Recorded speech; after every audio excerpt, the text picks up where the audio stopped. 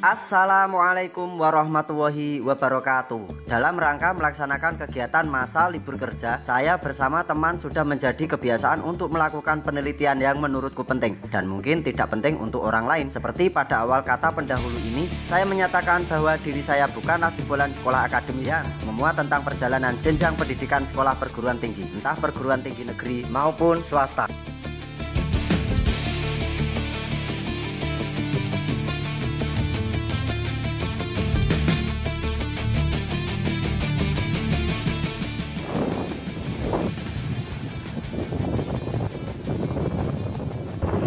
Balai desa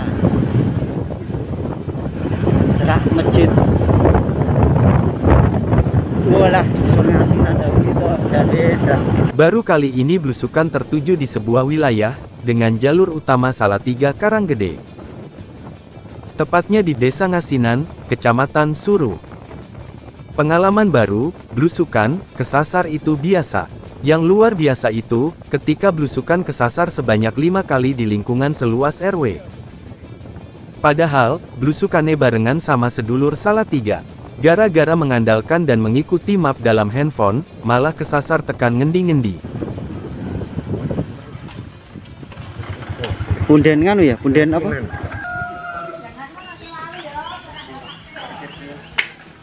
Aku tak njikuk gambar mas, masjidnya apik mas.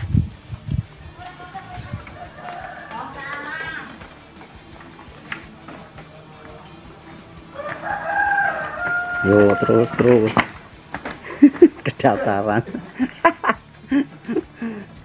kedasaran bahasane.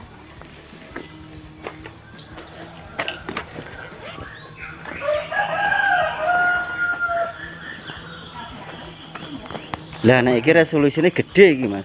Gak do paham sih kalau bakar punden gak do paham.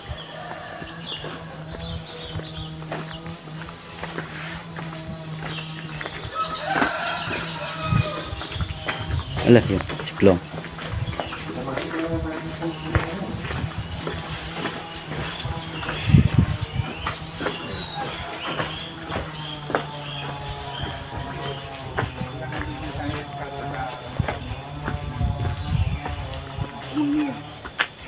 Niku. Cemang niku lho. Nggih, nggih. Oh sing ageng niku nggih. Nggih. Nek penganu ngeten Pak. Fotonya Mas. Ada printing.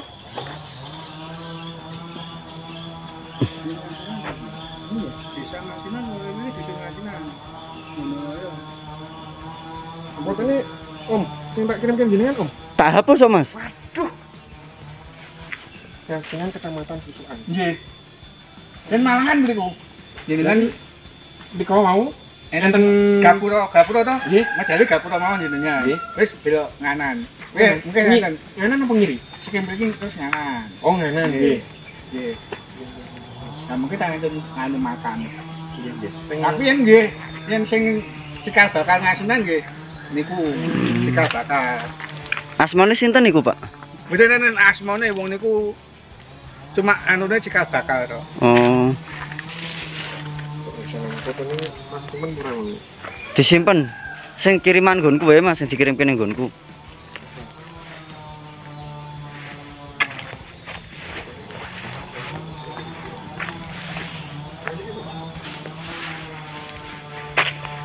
Oh.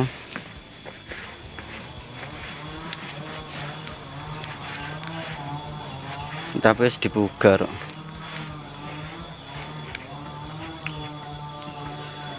Cikal bakal Desa Ngasinan Suruh. Nah seperti ini, kasus-kasus ini itu sebenarnya sudah biasa. Ini dijadikan tonggak atau tolok ukur saja ya. Kalau makam sepuh dibugar dengan mengganti jirat maupun nisan makam, ya wis identitas sejarahnya tidak bisa terbaca.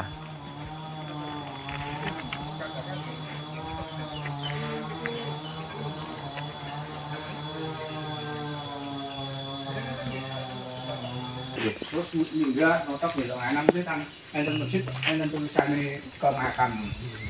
Kuwi. Dan mangan itu saya kan bisa ngerti kan enten anu, enten gangsal 6 bisa. Dan jangan siapa nih? Kalau 3 nih boleh nang ngarang. Cakap budaya. Nggih. Dasare nggih saged ngoten, Bapak. Itu ini kan sama. Nggih. Musim apa mungkin, Bapak? Nonton. Nggih. Musim cinta Mas.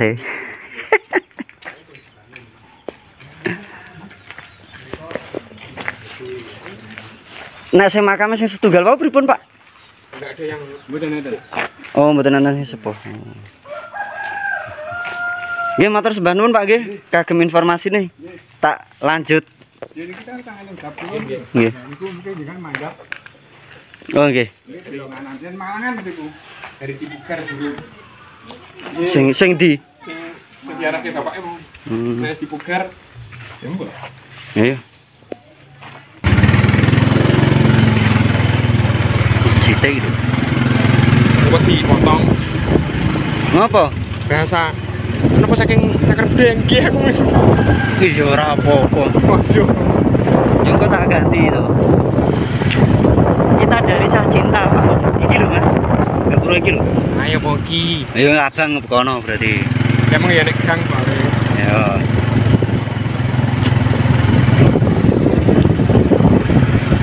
Iki ang golek makam apa areng golek cah cinta.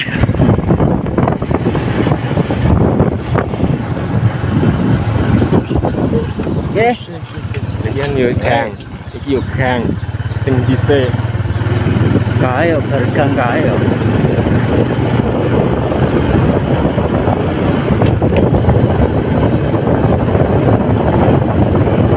Iki kok patokane nganan lho, Mas.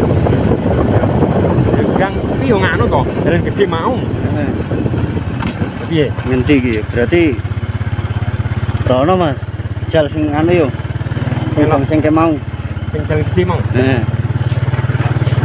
Jenenge blusukan kesasar ki hal biasa. Hal biasa.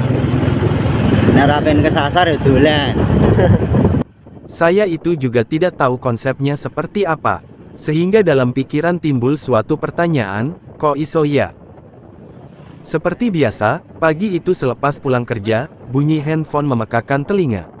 Mendapat panggilan dari salah satu sedulur blusukan dari Salatiga. Dengan isi yang memberitahukan bahwa ada makam sepuh di pekarangan belakang rumah milik warga. Kabarnya, warga masyarakat sekitar tidak mengetahui tentang tokoh yang dimakamkan. Berhubung rasa penasaran itu mulai muncul dengan pekat, tawaran itu saya terima dengan lapang dada. Dan ketika itu pula, saya langsung persiapan dan mengadakan perjalanan menuju ke kota kecil, yang damai, kota pelajar yaitu Salatiga. Dengan tujuan awal, sudah pasti menghampiri sedulur yang memberikan informasi tentang keberadaan makam tokoh yang disepuhkan. Seperti adatnya kita, blusukan bebarengan. Lebih tepatnya jam 9.10 menit sampai di Salatiga. Sejenak saya melepas penat dari panjangnya suatu perjalanan. Menenangkan pikiran sembari minum kopi. Ngopi Mas, udan-udan. Menunggu hujan reda di suasana pagi menjelang siang itu. Dia celingak-celinguk. Ayo. Lah iki dalan gede mau Mas iki. Heh? Heeh. Takon ibu seneng musola. Nggih, mau dhewe metu saka gang iki. Padahal iki wis ping 4 dalan iki diputar-puteri. Iki nang nganan apa? Nganan. Nang ndi nek jalan nganan? Ngiri to Mas. Nah, bapake. Endi? Iki nganan iki, anak bapake kok. Oh iya. Teko bapake sik. Teko bapake sik. Iki lho Mas gang iki. Oh alah, Pak. Dalan ki mengrono tibake. Ya. Ki mengak dalan mau to? Heeh. Kene wong anu. Ya kae lho Mas, kae lho. Iya Mas Teh. Gak takok sih. Ngopo? Kan ke bapak. Ini bapak. Tekok. Mumpung dong masuk. Kun ya Pak nggih. Yang ditanya bukan asli orang sini. Lah kaya arep jawab kok ya cedhaki to ya jebulane ora. Aku ora mungkin. Wis lah apa-apa lah. Yakin iki ngono ngene. Laker. Bukan laker iki, rantai. Rantai yo kena kok. Loh, ini kok gak nang ngisor pring kok. Heeh, kok ora ning ngisor pring.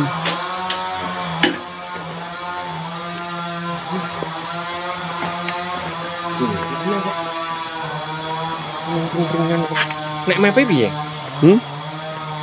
Mepe? Mepe yo Ngerti. ora ngerti yo Mas, gonku ki jan apa pring kae Mas? Kuwi pring kuwi ngisor-ngisor kuwi. Goleki to, yo. Nanti, ini nanti sih apa takok sih? Apa Goleki to kene to. yang titik isik penting kok. Sasar sing ping 3 ya. Iki metu gapura wis kowe durute sing ngerti yo ngurut gapura kae lho Mas. Ya kok itu bener toh.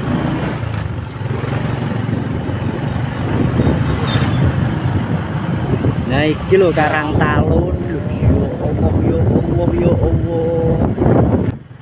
Memang waktu itu, tanggal 26 November tahun 2024, suasana kota Salatiga hujan hampir tiap hari.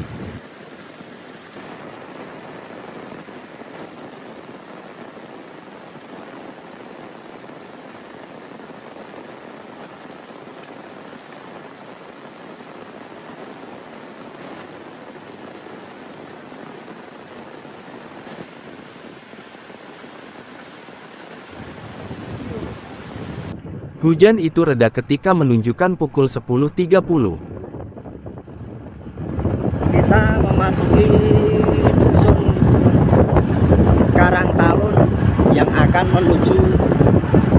menuju ke Punden Malangan. Ternyata nama Malangan itu di sini itu tidak hanya satu saja. Kita sudah mendatangi wilayah yang bernama Malangan atau menggunakan toponimi Malangan itu sudah ke berapa kali ya? Ketiga kali. Tapi kita itu papringan bener ngisor kono ku ya Mas.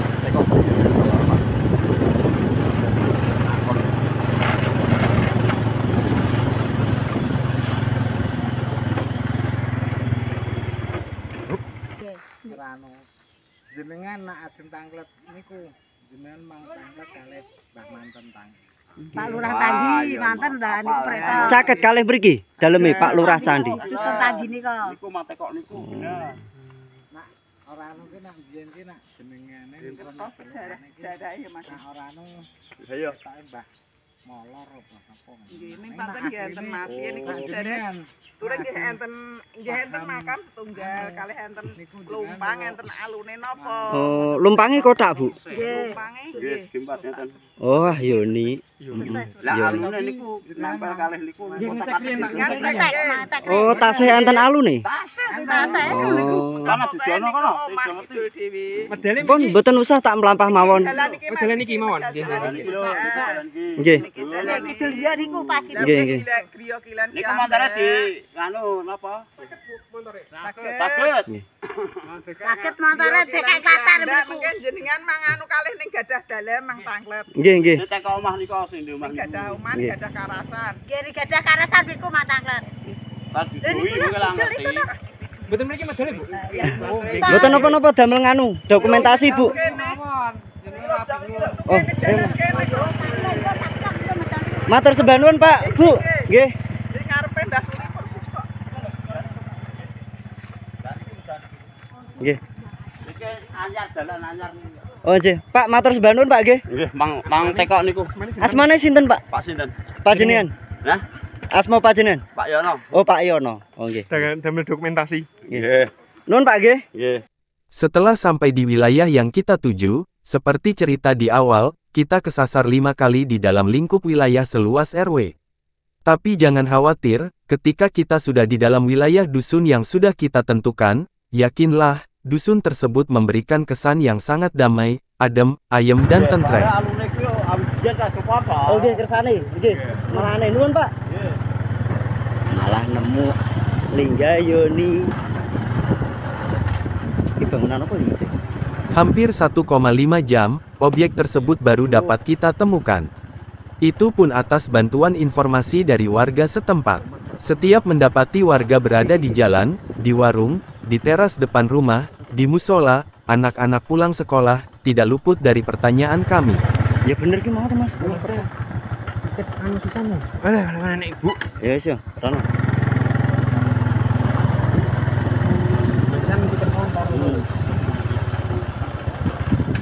Assalamualaikum Mbah. Mas, matur. Aduh, sik. Malah nyangkut.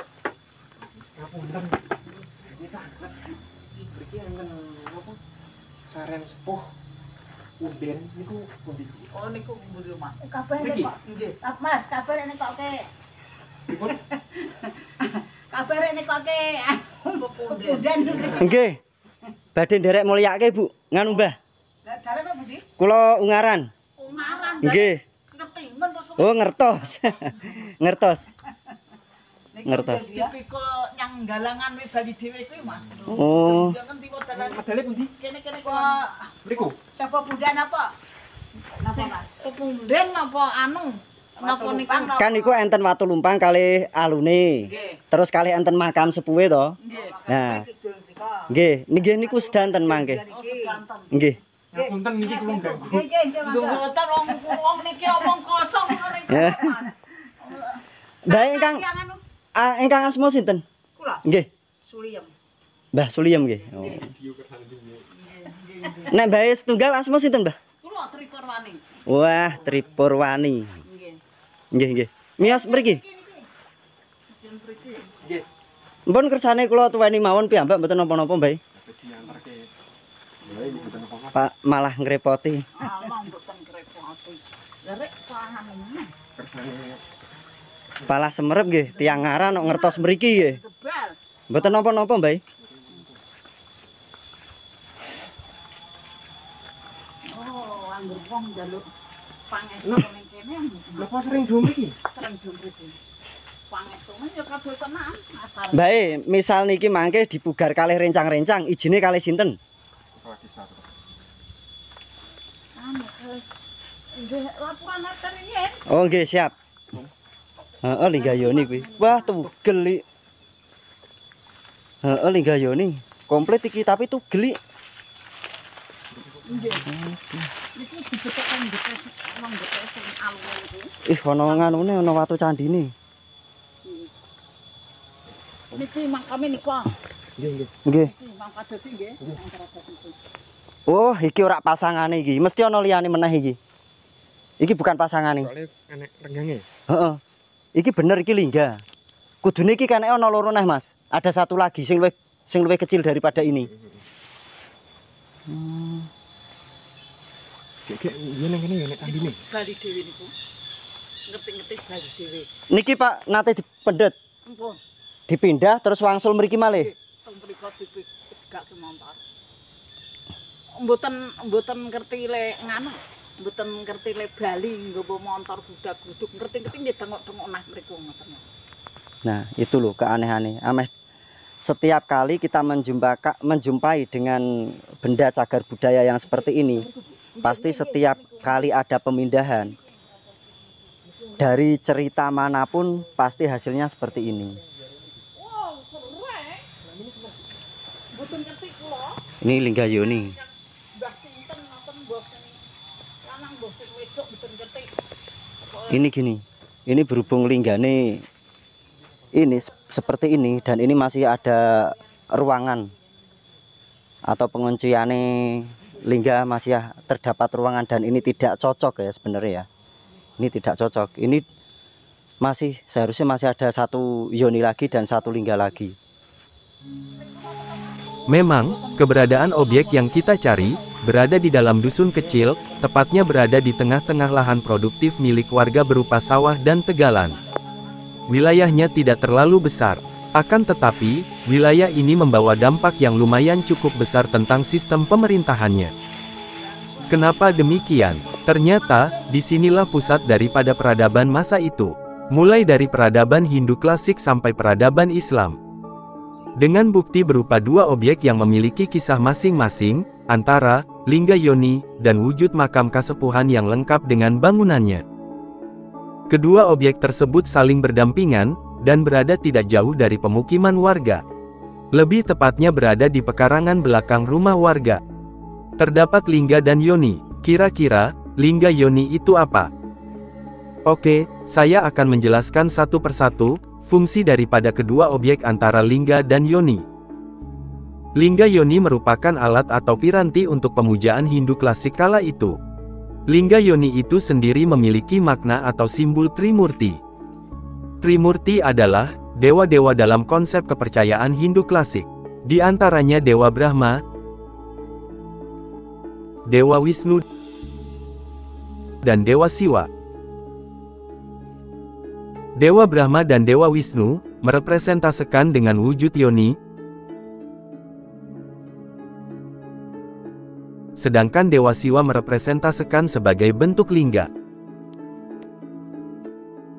Arti kata lingga dalam bahasa Sanskerta kurang lebih adalah tanda. Dalam khasana arkeologi, lingga adalah objek terbuat dan terpahat dari batu berbentuk seperti tugu atau tonggak berukuran kecil. Biasanya, memiliki ukuran tinggi kurang dari 1 meter. Bagian bawah objek ini berdenah bujur sangkar, bagian tengah berpenampang segi 8, sementara bagian atas berbentuk silinder. Sebagai objek religi, bagian bawah lingga yang bersegi 4 disebut Brahma Baga, bagian tengah yang berpenampang segi 8 disebut Wisnu Bhaga dan bagian atas disebut Rudra Baga. Pada bagian ini terdapat garis melingkar yang disebut Brahma Sutra. Dari adanya 3 bagian tersebut, lingga mengandung makna Trimurti. Hal tersebut didukung oleh beberapa mitologi tentang lingga pada kebudayaan India, yang umumnya mengkaitkan dengan Dewa Siwa. Oleh karena itu, lingga di Jawa juga dianggap berkait dengan Dewa Siwa. Dengan adanya lingga yoni yang dimasukkan ke dalam candi, kedua objek tersebut bersifat siwaistis atau digunakan untuk memuja Dewa Siwa. Candi-candi demikian juga sering memiliki ikon siwaistis lain, seperti Arca Ganesha, Durga, Agastya, Mahakala dan Nandiswara. Dalam perkembangannya, lingga sering disebut sebagai perlambang dari Palus, atau alat kelamin laki-laki. Mitologi yang berkembang kemudian terlihat mengkaitkan antara lingga merupakan perwujudan dari Dewa Siwa dalam konteks ini. Terkait dengan hal ini, terdapat pula lingga yang berbentuk palus, seperti yang pernah ada di Candi Suku, Jawa Tengah. Lingga setinggi hampir 2 meter ini sekarang disimpan di Museum Nasional. Sering disebut dengan sebutan yoni, karena lingga yoni merupakan simbol Trimurti dalam mitologi Hindu kuno. Selain digambarkan sebagai wujud antropomorfik, Siwa juga digambarkan dalam wujud aniconik sebagai lingga. Pada dasarnya lingga adalah pilar cahaya, the column of light, yang merupakan simbol benih dari segala sesuatu yang ada di dalam semesta ini berasal. Lingga seperti ini disebut dengan Joytrilingga. Siwa sendiri merepresentasikan dirinya ke dalam wujud pilar api mitologi Linggotbawa Murti. Sebagai simbol organ maskulin, lingga mengandung energi pencipta. Akan tetapi, energi tersebut akan berfungsi apabila disatukan dengan energi sakti, yang disimbolkan dalam wujud yoni, untuk memberikan kekuatan bagi energi penciptaan tersebut. Dengan demikian, penyatuan antara lingga sebagai organ maskulin dengan yoni yang merupakan simbol organ feminin akan menghasilkan energi penciptanya, yang merupakan dasar dari semua pencipta. Penggambaran lingga yoni sebagai simbol Siwa dan saktinya, banyak dijumpai di Garbagreha Candi untuk pemuja Siwa, menggantikan Siwa itu sendiri. Mas ketinggal mas.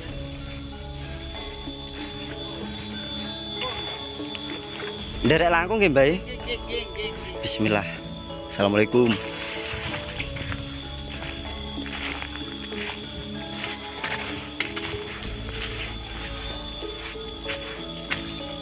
Ketemu mas.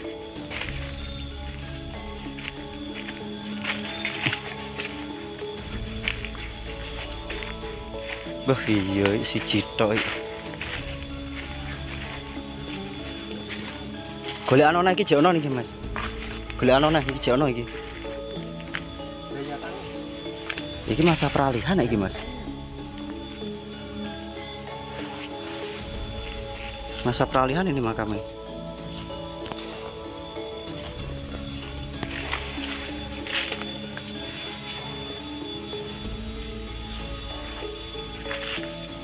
Nisannya beda, Mas. Nisannya beda, Mas. Ini tidak mungkin kalau ada satu. Apa mungkin ini juga ini? Cuma nek ini termasuk.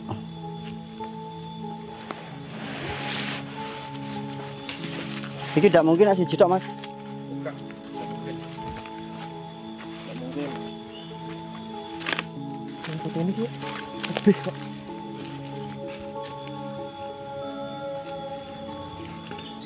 Sampai nasi menggaron, Mas.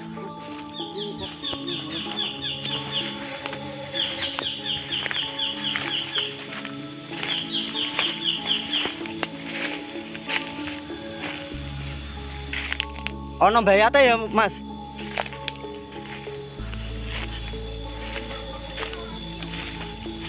Udu iki ya makame ya. Ya engko. Tapi bukan ini yang kita cari. Nah ini malah kita dituntun ke sini malahan.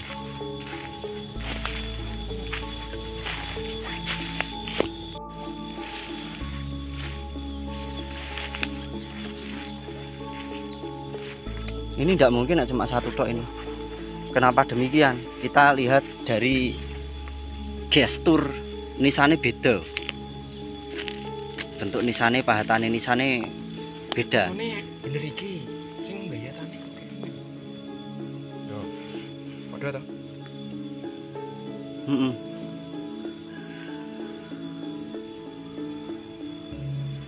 Bener Om. Bener iki. Bilang lewat. Watune mana? Oh itu ya. Lah sing bayatane ndi kok kene?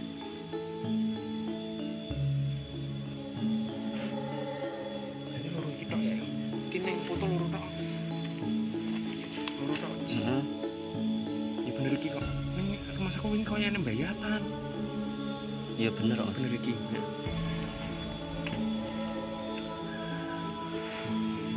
Nah ini sebenarnya kalau kita melihat dari panel-panel nisan ini, sebenarnya konstruksi bangunan jirat makam tidak tertata seperti ini, melainkan ini ditumpuk, nanti ini naik. Jadi ini sudah tertata mulai dari dasar, terus sap atau lapis kedua baru punggung makam ini. Ini seharusnya tinggi ya, kisaran 60 cm dari permukaan tanah. Ini masa peralihan. Kalau kita melihat dari pahatan nisan beda, yang ini agak ramping, yang itu gemuk.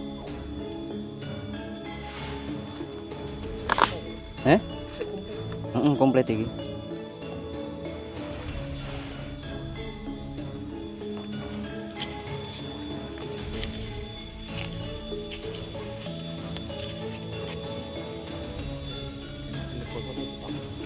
Tapi ini tidak mungkin Mas, nek makam iki siji tok ora mungkin iki. Iki paling sepuh maksudnya. Nah, gini. Biasanya makam-makam sepuh itu tidak jauh dari bangunan kuno. Makam-makam sepuh itu tidak jauh dari bangunan kuno. Seperti tadi kita dihadapkan atau dipertemukan dengan lingga yoni, walaupun linggane itu tidak pasangannya ya. Dan itu bisa dikaji ulang. Lingga itu tidak pasangannya yoni. Karena yoni atau lingga yoni itu wujud dari Trimurti, bisa diasumsikan seharusnya benda tersebut ada dua pasang, dua lingga, dua yoni.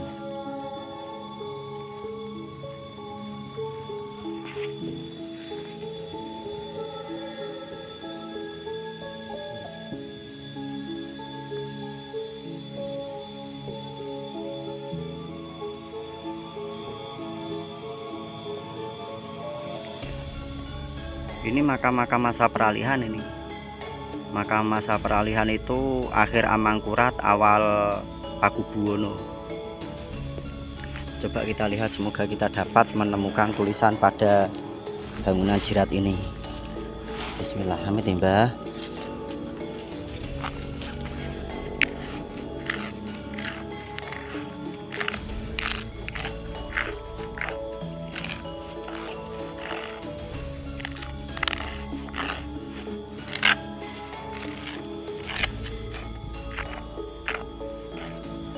Oh, berarti memang tidak diberi nama.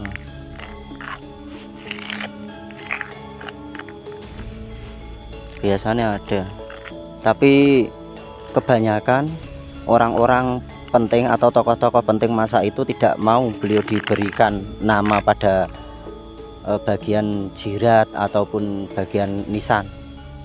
Itu tidak bakalan mau, atau memang tidak disebutkan.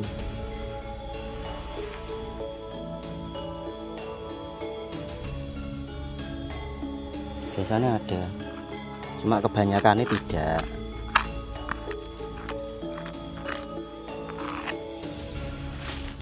Kalau cuma satu ini berarti tokoh penting pada masa itu.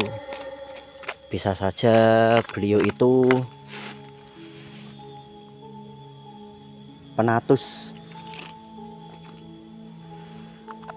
desa.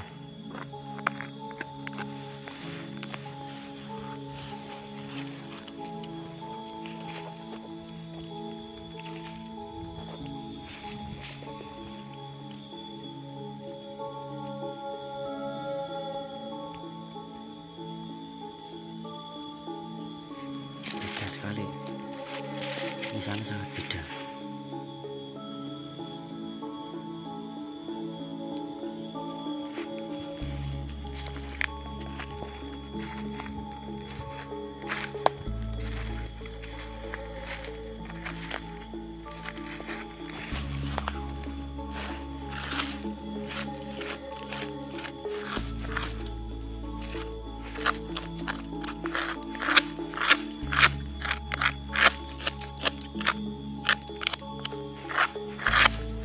Biasanya kalau ada tulisan itu antara huruf Arab pegon. Itu di sini, kalau enggak ya di sana. Jirat yang bagian sana. Biasanya tertera juga di nisane bagian kaki. Nisan ini sama yang di Candi Rejo Ungaran. Sama juga dengan yang di sumur jurang Gunung Pati. Yang secara tidak sengaja kita menemukan ulang kala itu. Ini sama, satu periode ini.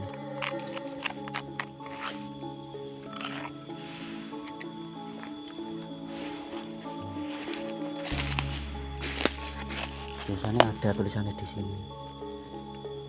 Kalau enggak ya di sini. Cuma memang kebanyakan beliau-beliau yang wafat di masa itu dan punya punya jabatan atau dituakan, atau beliau sosok tokoh yang memang diangkat sebagai pejabat pemerintahan kala itu, walaupun ditugaskan di wilayah kecil, biasanya tidak disebutkan namanya. Dan apabila disebutkan namanya biasanya tertera di sini atau di balik komponen jirat itu, atau di sini, atau di jirat yang bagian sini. Atau juga pernah saya menemukan di sini, di bagian punggung sini. Tapi ini jelas sudah kelihatan tidak ada tidak ada nama yang tertera di situ.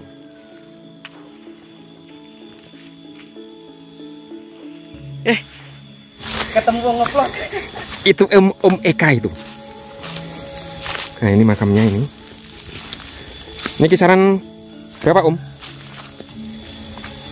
Ini Peralihan kan? Ini masa peralihan menurut saya itu. Oke, enggak apa-apa. Ini kalau menurut saya itu masa peralihan. Kisaran? Dan kisaran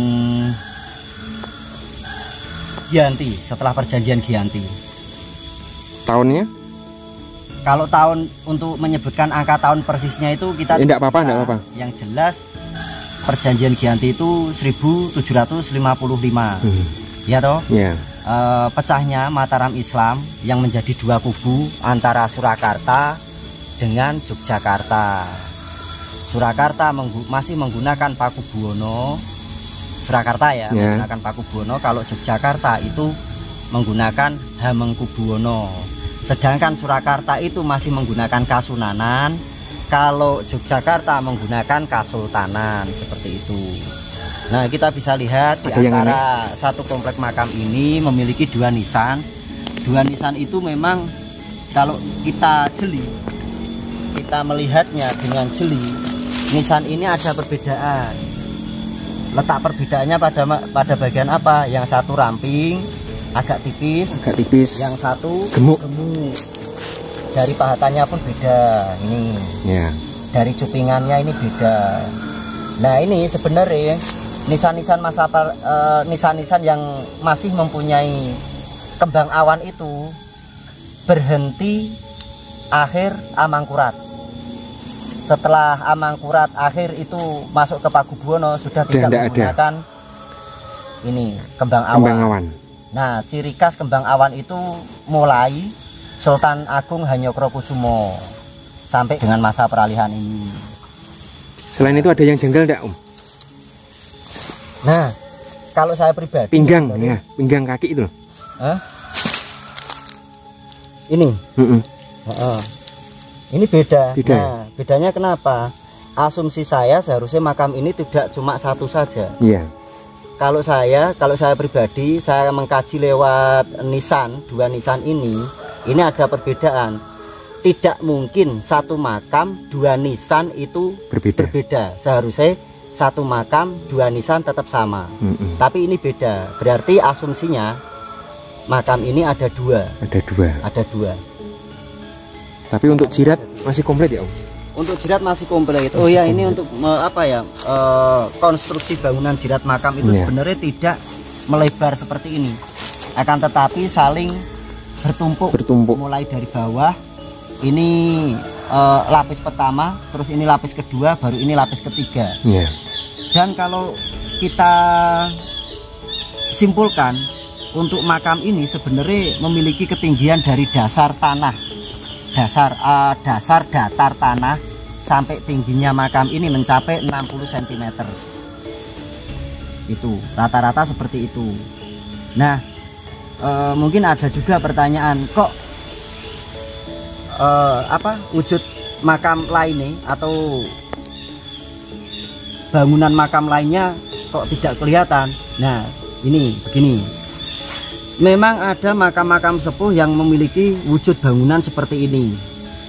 Ada juga yang cuma ditanam menggunakan satu lapik, terus nanti ada pasangannya sebuah nisan, dan itu lapiknya cuma berbentuk kotak.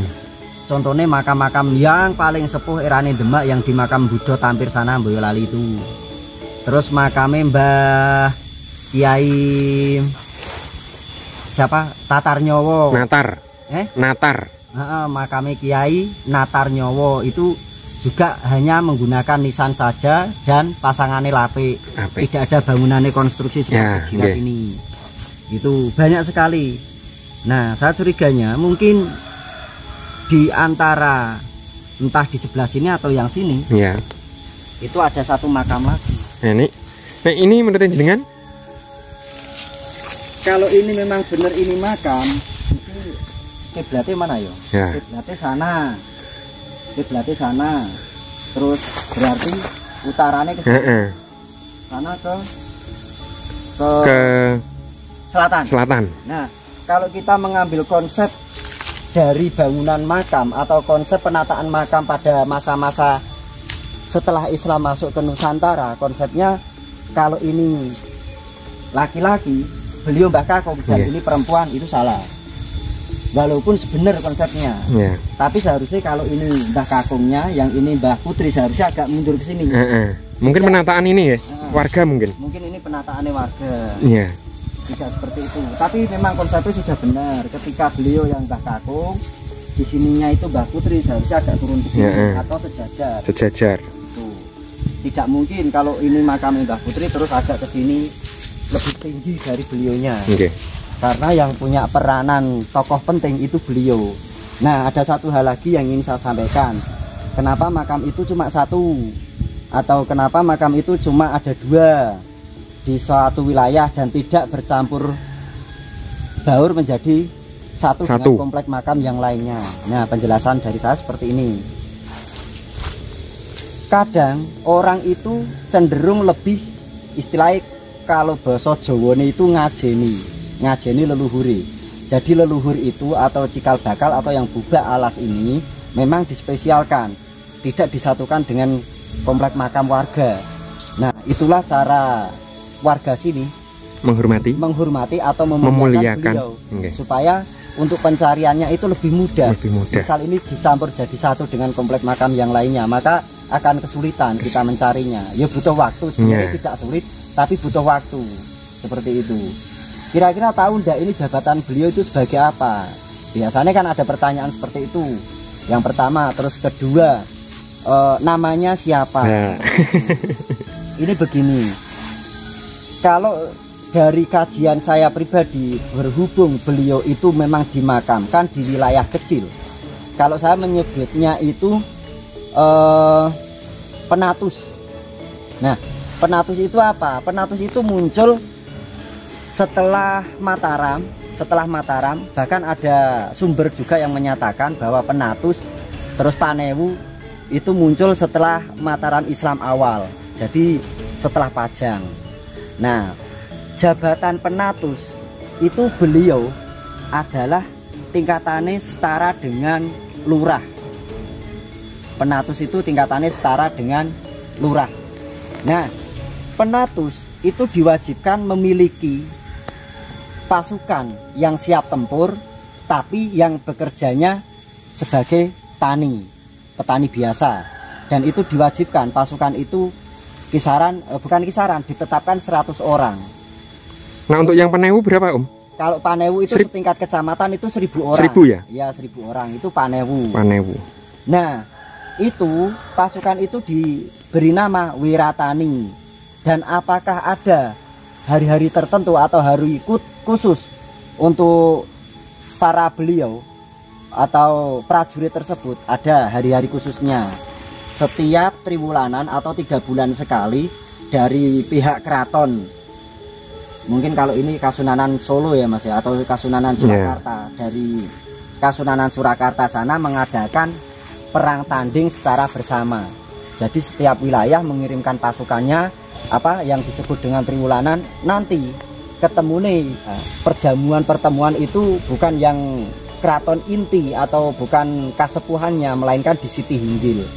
Mereka bertemu, beliau-beliau itu bertemu, mendapatkan pesan dari pepundennya atau rajanya atau sunannya, mendapatkan pesan. Dan pesan itu biasanya yang diliputi pesan moral, agama, terus ketangguhan. Habis itu setelah melalui tahap pesan-pesan moral tersebut baru latihan perang bersama. Nah, pasukan Wiratani itu memang memiliki suatu pekerjaan sebagai petani biasa, ya mengolah sawah, ya mencangkul. Tapi ketika negara atau keraton membutuhkan harus siap tempur. Seperti itu. Kalau saya pribadi, beliau ini memang sosok tokoh yang tidak disebutkan namanya. Untuk langgamnya tadi ikutnya mana, Om? Kalau ini saya langgami ini ikutnya malah justru masa peralihan. Peralihan ya? Masa peralihan. Akhir Amangkurat, awal Pakubuwono. Seperti itu. Kalau saya pribadi loh ya. Oke. Nah, memang tidak pernah atau jarang sekali ketika menemukan makam sepuh ini mendapatkan ya istilahnya kayak nama, walaupun itu cuma nama gelar. Dan itu dari 100% mungkin yang mendapatkan nama gelar itu hampir 10 atau sampai 13%-nya, dan itu hampir tidak ada. Memang ada, tapi itu yang dekat-dekat sana. Nah, untuk ya, yang Joni tadi, Om, menurut jenengan? Bentar. Ya. Biasanya nama-nama itu tertera di sini. Nama-nama beliau tertera di sini, dan itu menggunakan arapegon. Antara satu di sini atau di belakang sini atau di bagian panel belakang sini. Atau ada yang di sini itu. Terus ada yang di sini, ada yang di sini. Tapi ini tadi sudah tak korek-korek pakai kayu. Kita tidak menemukan nama beliau. Nah, untuk ini ada juga yang Om, untuk tumpale. Ini seperti ndak? Nah, ini sebenarnya memiliki tumpal, tapi ini tumpal keris ya kalau saya menyebutnya ya. Ini tumpal keris. Kan beda sama yang ini. Oh, ini beda. Ini lebih, kalau ini mungkin sudah aus ya ini. Mungkin. Ini mungkin sudah aus. Sebenarnya ini membentuk semacam 3D atau 3 dimensi. Ini sebenarnya timbul keluar. Ya. Cuma bukan menggunakan pahatan sebagai ukiran yang nanti datarnya itu memiliki kesamaan. Kalau ini enggak, ini dipahat sampai dalam sehingga tumpal ini timbul keluar sama dengan seperti ini.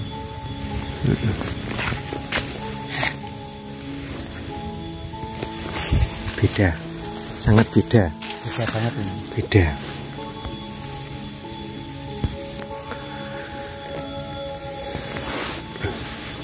Masih komplit ini teman-teman, komplit jiratnya. Ini beliau seseorang penting ya. Beliau dulu yang ditugaskan dari sultannya memang mendapatkan mandat sehingga beliau memiliki gelar sebagai penatus atau tokoh yang pertama kali memimpin wilayah sini. Karangtarun. Dan mungkin kalau saya menyebutnya tokoh pertama kali itu, kalau saya pribadi masih dugaan. Ya.